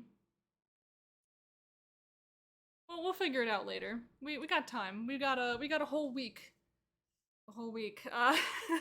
That's actually not a lot of time. My bad, guys. No, it's time. It's fine. It's time. It's time, everyone. Yeah, so we're gonna have a good time. We're gonna have the best summer camp ever. I'm saying it right now. Best summer camp ever. I'm probably gonna say that every single year. Yeah, 1 week is both a lot of time and very little time. Yes, absolutely. Especially since we changed up our work schedule, like my actual job. The first 4 days of the week shoot by really fast because, I'm working 10 hours every day, so yeah, first 4 days of the week flow really quickly, and so I get like shunted from Sunday to Friday very quickly now, which not a bad thing if I'm honest. But yeah, it's gonna be great. The energy that is going through the community this month, like, compared to all the previous years of summer camp, like, I've never seen so much hype in a community before, and I love it. I love seeing it. Everyone is so excited. Everyone's like chatting it up. Everyone's being super helpful with each other, posting awesome resources, and it's great. We just have like this air of mutual support that, like, it was always there, but now it's like dialed up to 10. Like, everyone is now making an effort to be the person who is providing this kind of energy, and it's awesome. It's really great to see. People are popping in all the time, like, oh, what is this summer camp thing? How do I get started? And like 6 people start typing immediately. So yeah, it's really good. Of course, we have all these different camps popping up. I think Nee was like the first person to have like a camp happening. Um but we really started the badge trend this year. So Camp Chill was like where everything started, and I was like, ooh, I'm feeling absolutely feral for summer camp. I'm like, as a meme, I started telling my friends like, I'm gonna make Camp Feral. I'm gonna make Camp Feral. It's gonna be great. And then 3 weeks later, I was like, I should make this into a thing. I should actually do that. Actually, no, I got it backwards. I was like, we're gonna be the Dewey Diamonds. We're gonna keep it chill. We're gonna hit Diamond. And then 3 weeks later, I was like, I'm gonna make Camp Feral because I'm so excited. And then that night, I went home and I made the Camp Feral badge. And then the following week, I was like, I talked about the Dewey Diamonds, and I still want to do that. And so then after that, I made the Dewey Diamonds badge. And now ever since then, we've just been having badges and badges and badges. Someone made a badge for Camp Chill. I think that was done like this summer camp. We have the Anvil Sailors. We have some like spooky challenges coming up. Ooh. By Moonlight Bard. Yeah, there's a lot of stuff happening. And like the Bronze Buddies by Time Pool as well. That was also made during this summer camp. We started the badgering. Yes, absolutely. Actually, in Camp Feral we go to 11, but you know, in a chill way. Yeah, of course, I had to make my little badges into Twitch emotes. So, yeah, they're fun. They're cute. If you subscribe, you can torture other channels with the badges. So that's a little perk if I ever heard one. But also if you join my Discord server, you can torture other Discord servers with the Camp Feral and Dewey Diamonds badges. That is, of course, if you have Nitro. I know not everyone does, but those who do, you are free to be a menace with the power of my Discord server and all the emotes that I have available to you. And those emotes also include Mr. Gyoza, my Namazu friend. Absolutely my favorite set of emotes that I've ever made.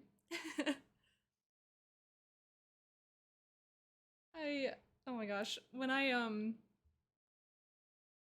Nitro, I've been tempted by it, don't want to add another monthly sub to my list of too many subs. Ugh, you're telling me. I have so many monthly subscriptions to things, and like they're adding up, you know what I mean?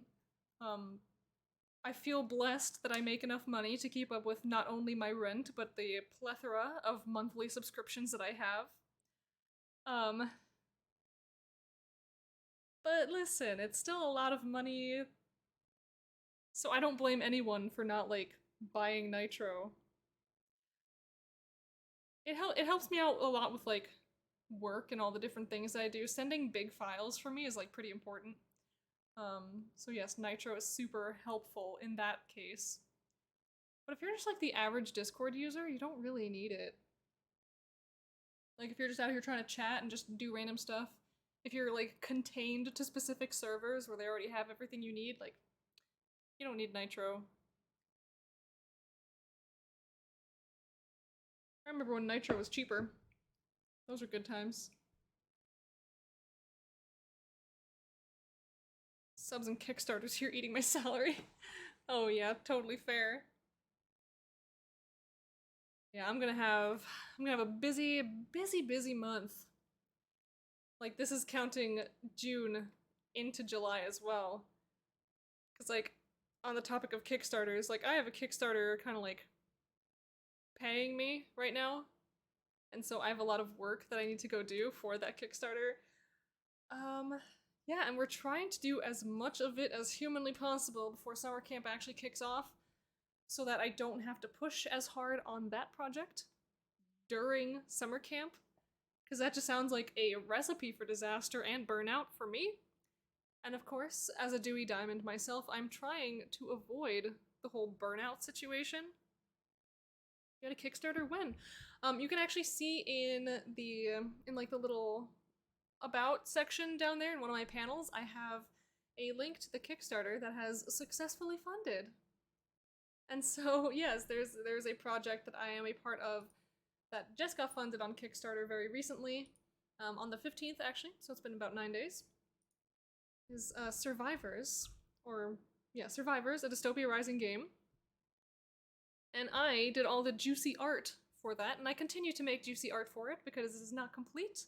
But, you know, that's just how Kickstarters work. I did like about a third of the work ahead of time. We put up the Kickstarter, it got funded. Success! Big success, yes.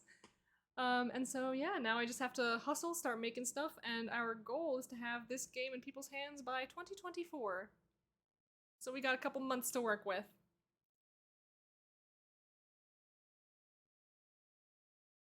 I should change what it says. It is no longer live on Kickstarter. I will say funded on Kickstarter. Because I don't want people to get the idea that they can still back it. Or, you know, like that it's an active campaign still, you know what I mean? So there we go, we've changed it up real quick. But yeah, that is the big project that actually, in case any of you, in case especially any of my friends were wondering why I haven't made much art in the past year or two, like, you know, my own personal artwork, it's because I've been working on this project behind the scenes. And, you know, I haven't been able to talk about it since, like, NDA and all of that. But once it hit Kickstarter, then I was able to talk about it. I was able to say, hey, look, this project is live. I've been working on this. I've been doing some art for it. And so, yeah, it's lots of fun, exciting stuff going on. Lots happening. Let's see, I got a ping somewhere. Hello?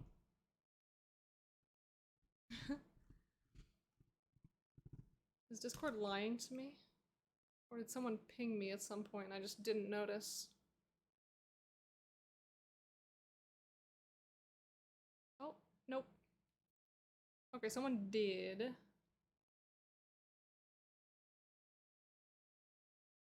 Okay, cool. No, someone was just asking me about the chapter camps, and people did indeed point them to the pins in the SummerCamp channel, so that's good. And I just wanted to make sure I didn't miss anything important if people are like trying to talk to me, like, there's so much going on. So much going on all at once. Yeah, so that is one of the big projects that I've been working on. It is a big project that I will continue to be working on. And so we need to be very careful about how we spend our time, how we manage our time, and how we block out time for each individual SummerCamp prompt.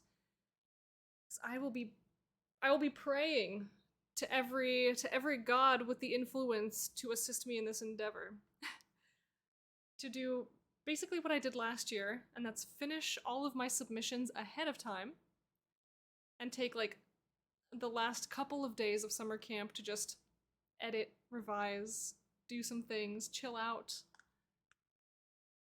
Yeah, for my eventual return to working on Magic Earth, I would need to find some co-writers for different continents. The project is getting out of hand fast. Yeah, I can relate. I just don't know if I would be able to put co-writers into my little baby Malcora here. At least not for a long time. Maybe one day. Maybe one day. When I have the core themes of Malcora fleshed out and written about, I think maybe then I can start bringing people in, because then I'll be able to concisely tell people, like, okay, this is how the world functions. Now be free to do what you will with that information. You know what I mean? I just don't have enough core information written down in order to, like, facilitate that in a way that would actually work.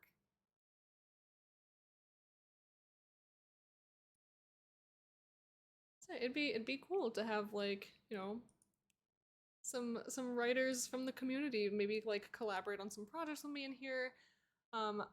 Maybe it could be a fun way of just like maybe some chapter involvement, maybe we can start getting together and just writing stuff together as a chapter. You know, just going into each other's worlds, having little fun partnerships, co-authoring some things together. Edit during summer camp? That's very nearly crazy talk. I should try that this year. Yeah. Um yeah, cuz last year I had like a couple articles that I was like very happy with. Um and I think this year I'm going to try to kind of put myself in the same boat, and I'm going to try maybe I'll try maybe to push my way to at least some people's shortlists as the community sponsors. Um, I I would love to know if I could just like scoop up a little win here or there. I don't know. There's so much good competition just all throughout summer camp. It's very difficult to compete with some of the people here. As I'm sure, as we all know, is incredible competition and just like the quality of work that people put out, the quality, the quantity. It's gotten really tough to compete in WorldAnvil. Yes, I know, because we have so many excellent people here now, and like with each passing year, that number just grows. Like, like more excellent writers and artists just like find their way onto this platform. Looks at the shelf behind you. I don't know what you're talking about. Compete with yourself. Yeah, I mean that's exactly what I'm trying to do, right? Like I'm trying to take what I did last year, and that was finish ahead of time and format my articles in a way that I like. For me to improve on that, I would like to finish my articles ahead of time again, format my articles in a way that I like, and this time I'd like to format a couple of those articles even more to try and compete for a win. And so we'll see how that goes. I would love to see that happen. Not even if I win, but like for me to have numerous articles during summer camp that I would consider worthy of a win. You know what I mean? Because I feel like with summer camp, aside from last year specifically, all my articles for summer camp have in the past just been kind of like, I write 300 words, I hit submit. You know? Like maybe I'll put them into like the sidebar and maybe do little headers and formatting. But that's kind of it, you know? Like I don't do anything particularly special for most of them most of the time. Last year was my first endeavor to like, finish early and make them presentable. So now this year my goal is to not only make them presentable, but also elevate some of them to make them like really nice, proper, fleshed out articles. We'll see. Well, maybe like we'll pick a couple favorites, like favorite prompts, favorite themes, and we'll just like really hone in on those, focus, and see what happens. And maybe in that process, we'll end up with some more like core articles from Alcora, things that people can like, refer to as like the thing to go check out and read if you want to learn more about, the world. So I had to give up making individual headers for all summer camp articles during non-pandemic years. Yeah. I would like to make a header for my world that's just like it's kind of like my regular header, but like there's like a summer camp, like some summer camp element just to say like, this is a normal article, but it happened to be made during summer camp. um, so not like a huge focus, but just a little callback to like, hey, we made this during an event, and it's really cool. But yeah, I don't know, because we could also try to do some like CSS shenanigan that's like, oh yes, if we just have like a little container that's like, oh, there's a little floating summer camp icon somewhere that says like this art was made during summer camp. I don't know. I don't know. Cause like Katoy Point, I know that you on like certain articles, maybe certain pages also have like the awards ribbons just kind of floating there. I'm curious how you do that. Because I feel like that'd be something really cool to do, and I'm wondering if that's something I can do on a map? I don't know. I have it on every page. Yeah, every page. So yeah, I feel like that'd be something cool to add to my world at some point in some capacity. I don't know. I don't know, maybe. It's fun. It feels really cool to end up on someone's page and be like, oh, whoa, they have fancy ribbons. Yeah, I assume it's some kind of like container shenanigans.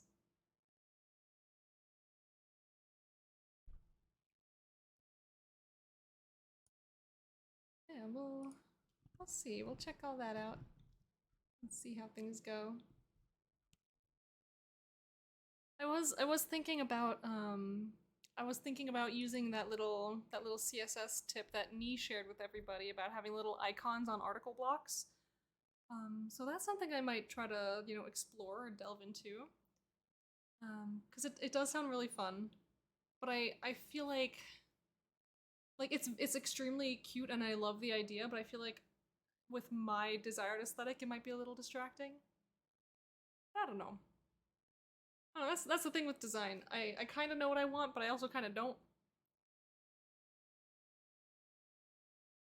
CSS trick with article blocks. She put together a little guide on how to set like CSS classes to specific articles. So you can make in your CSS a little icon pop up on the article block.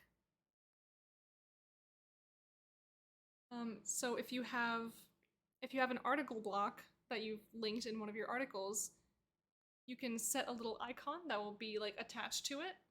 So you can have a little like a little SummerCamp icon attached to it if it's tagged with like the CSS class of like, SummerCamp 2023. That kind of stuff. Do you have a link to that guide? I can find it. Probably. If anyone else gets there faster than me, you are welcome to post it, but it's in Nee's pledge.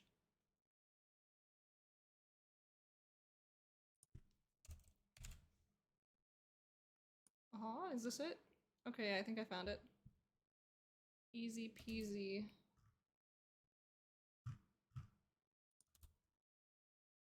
Yeah, so in Nee's SummerCamp in Solaris 2023 article, I think it's at the bottom. Yes, at the bottom of the page, there's the section that's SummerCamp article badges, I think. Wait. Yes, yes, that's exactly the section. Add the class SummerCamp 2023, or you can rename it, doesn't matter. Yep, and then you can just add in like a string of CSS to your world.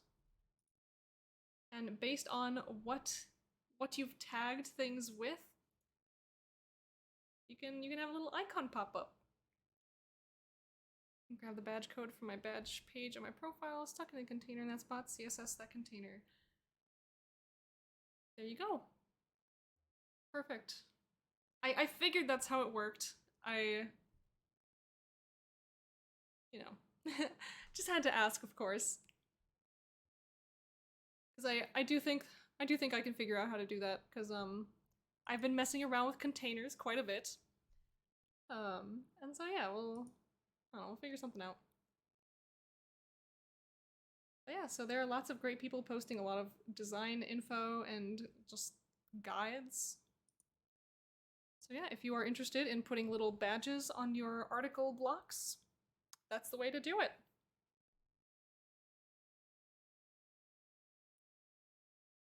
So yeah, we have Nee with the CSS advice and like some design things. I think Spectra made a guide to visual design, I think. I made a little blog post about where to find images for free on the internet that you can use for your world if you so desire, that do not involve AI. So if you are trying to avoid using AI for your articles, Spectra did typography. Yes, there you go. Visual typography, I think, is maybe what it was, not visual design.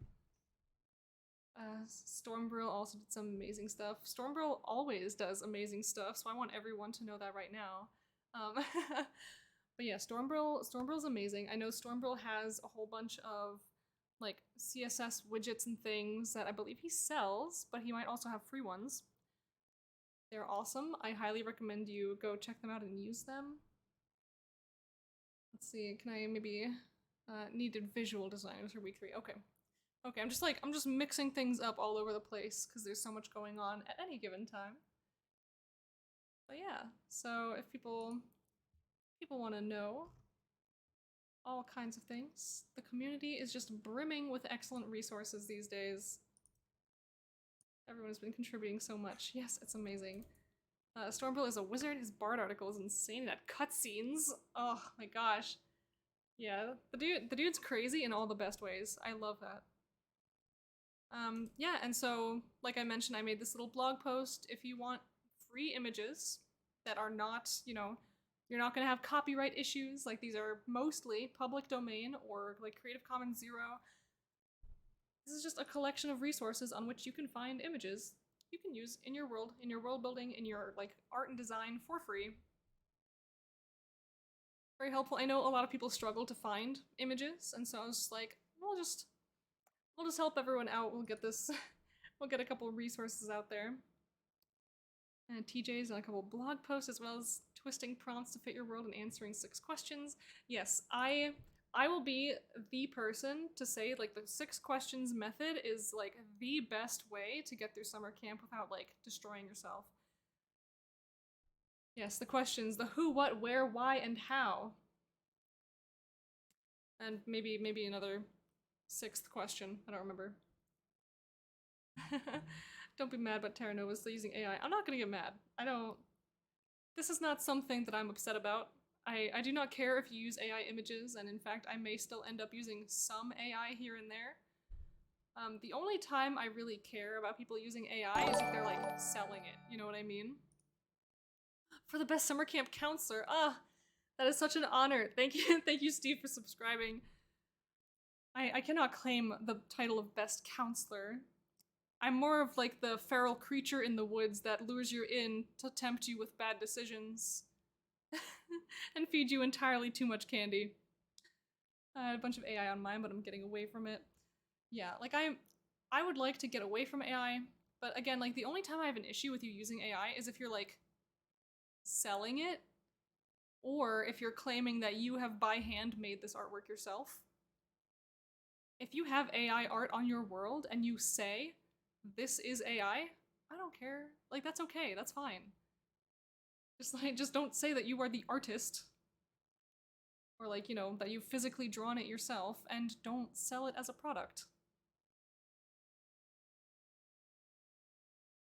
Cause like I've said it time and time again, like people who claim that they are artists because they do AI prompts is like saying that you are an artist because you have commissioned somebody by giving them a description of an art and they gave it to you, and now you're showing it to everyone like, I made this because I created the description and got the result. You know what I mean? What you've done is commission a machine to make you art. You did not make it. But alas, that is a completely different subject. I'm completely okay with people using AI art for like aesthetics in their world. That's fine. I did it all the time. Camp Pharaoh, we have bad decisions and burbs. We do have birds. But yes, yeah, we're just like the feral creatures in the woods that like, you know, people, I imagine the situation, like the little scenario like this. We have all the lovely summer campers, they're gathered around the campfire, they're roasting their s'mores, they're telling stories about all the articles that they plan to write, and then someone hears a little rustle in the bushes, off somewhere in the tree line. In a panic, they scramble for their flashlight, they turn it on, and they point it into the woods, and they just see 2 bright, flashing yellow eyes. And slowly they emerge from the bushes, and they say, "Have you done your homework yet?" And that's basically it. That's that's basically it. That's us.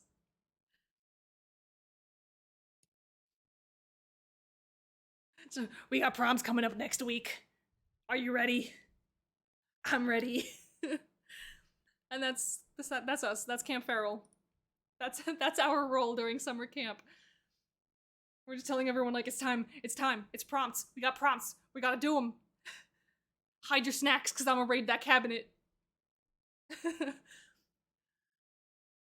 Gotta tie up all your camping food like you're trying to keep it away from the bears, cause that's the energy that we've got right now. Right, less than 7 days to prompt. So exciting. Yes. Yes. It is a week. It is a week away. Yeah, I better see all of you with your snacks tied up in little bundles hung from trees. Because if not, I'm gonna be in there grabbing all of them and eating them in the process of doing all my prompts. The feral feline, don't eat the candy. Do eat the candy. Because I'll have my own snacks. If you run out of snacks because I ate all of them, I will replace them with my own snacks, and then you'll be trapped in the Fey realm for the rest of your life, and you might want that, but I don't recommend it, is all I'm gonna say. You might think you want it. Just in the words of Blizzard, you think you want it, but you don't.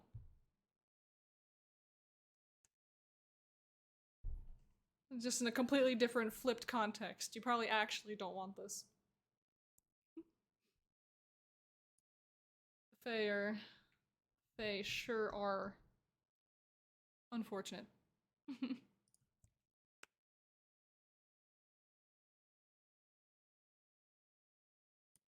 Alright, I don't know, I like 10 minutes ago I was like, ooh, let's continue writing, and then I just didn't. Is Chris still in the same break? I don't know, is he? Are you continuing to have a break?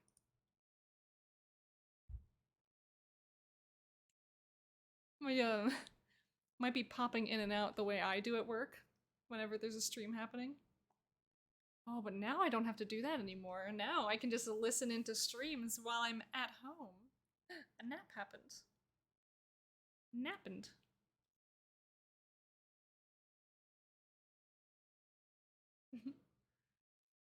So yeah, there's so much good, excellent energy going on in the world of SummerCamp and the world of WorldAnvil.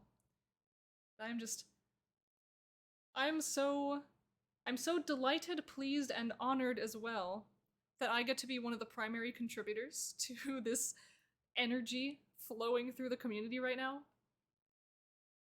Just as the creator of Camp Feral, I once again, I must express my utmost gratitude to everyone who has just like taken this notion and just ran off into the woods with it. It's really nice. It's really I may seem very cool, calm, and collected beyond this stony exterior, but I'm it makes me very mushy in my heart that people really like the things that I'm doing. And so for everyone to just adopt this thing that like I created just on a whim because I was feeling weird, I feel very seen and appreciated. Dazzly Cat's raiding with a party of 5. Hi, hello, welcome. I see this week we did not have the silly little situation where I raided you when you were about to stop streaming. More raiders. But yes, hello, welcome raiders. I'm very excited to have you here. We're kind of just like sitting around and chatting about summer camp in general. And I'm in the process of just vaguely wrapping up my homework. I've been staring at this screen and then just getting distracted. Refresh yourselves. Ah, sippy time. Oh no, we had a little spill. Raid, I have written nothing. Oh no. Toy Boy, gotta do your homework. Gotta do your homework. That's why we're here. Shh, don't tell Daz I napped. I want to pretend I wrote a bunch of stubs instead. Oh no. It's okay, your secret's safe with me. I won't tell anyone. I may nap, too. I'm with you. I completed my over prep for the communication theme. Yay! Yes, that's so good. That's so exciting. I've mostly written everything I plan to for homework. I just want to write a little tiny bit more in this section here. Maybe we'll reorient ourselves. We'll read out what we have so far for it. We shall say. Tying back to the previous week's theme, relics of Malcora's ancient past suggest that global communications were once available to the people. Looking now at the world that is largely cut off from communications with distant lands, it is a great technological and magical mystery that historians labor to understand. Because so many of Malcora's people have been forced to develop their communication styles almost entirely isolated from outside influences, they've ended up with many different forms of language and approaches to communicating. So yes, I shall... Well, let's see. What kind of things do I mainly want to focus on as part of this? I await the inevitable conlang prompt.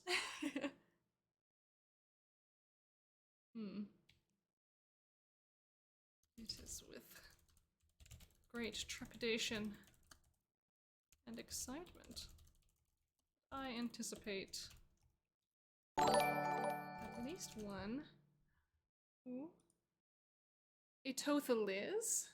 Maybe I pronounced that right. Thank you for following. Hello, welcome.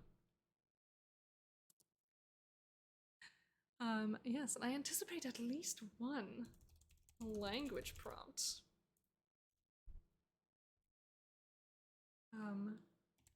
With that thought, I am reminded of older languages that I began developing ages ago.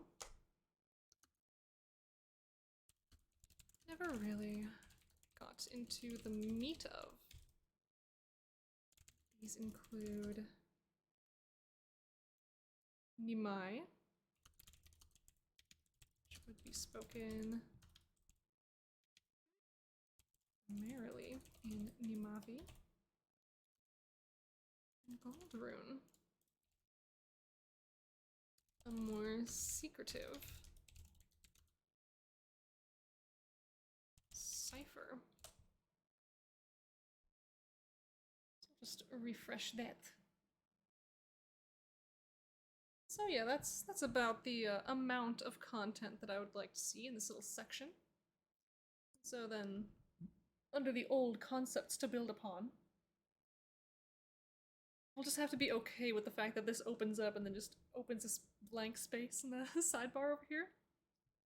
It's all good though.